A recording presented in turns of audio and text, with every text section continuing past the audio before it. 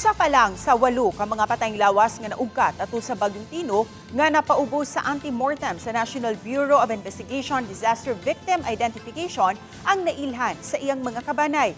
Samtang NBI-DVI nanawagan sa mga LGUs nga tarungon pagsubay ang listahan sa mga namatay ug na-missing kay wa kini mitukma sa gidaghanon sa mga lawas nga nakuha.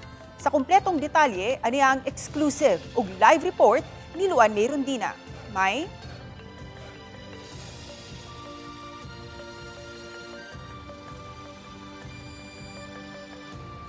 Ses duha ka team sa NBI-DVI ang tuyong mianhi sa Sugbo aron motabang sa proseso sa pag-ila sa mga patayng lawas nga hangtod karon wa pa mailhi. Ang usa ka team didto sa lungsod sa Compostela, samtang ay kaduhang team didto sa lungsod sa Balamban.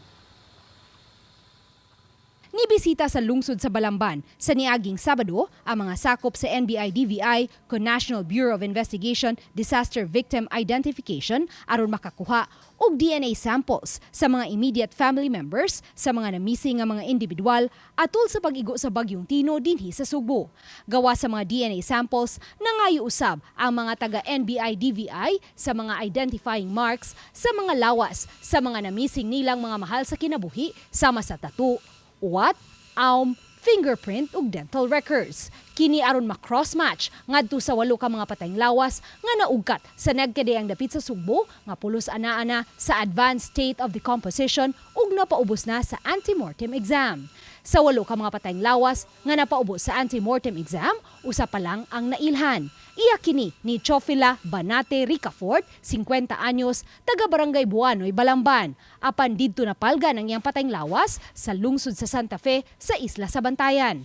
Ang nag-inusara niyang anak nga si Kathleen, nakahatag man sa identifying mark sa iyang inahan nga na-missing sama sa aum sa naong, postiso ug sa gisulob ning ining sinina nga nitakdo usab sa resulta sa antemortem exam nga gihimo sa NBI-DVI sa patayng lawas sa usa ka babay didto sa Santa Fe.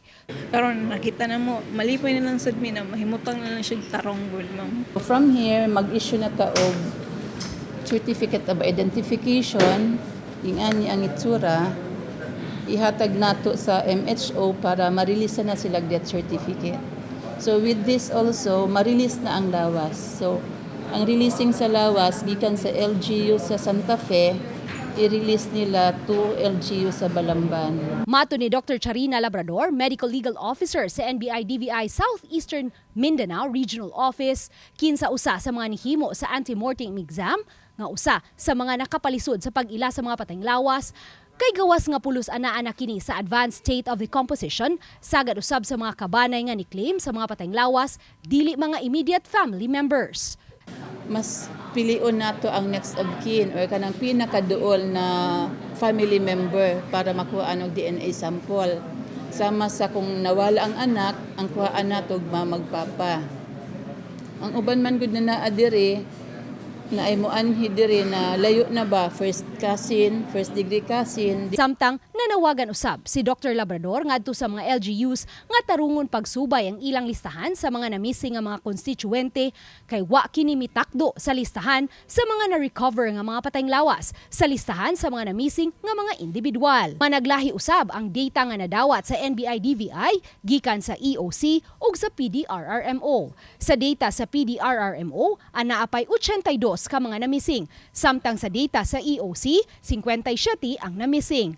Yeah, it's a challenge kay we have a big number of missing persons but less ra, gamay ra ang ato ang retrieved bodies. So ang pangutana, asa ang mga lawas?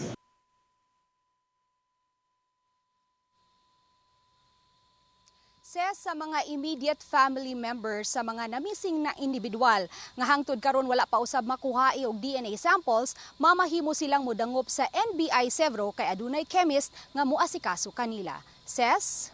Dagang salamat, Luan May Rondina.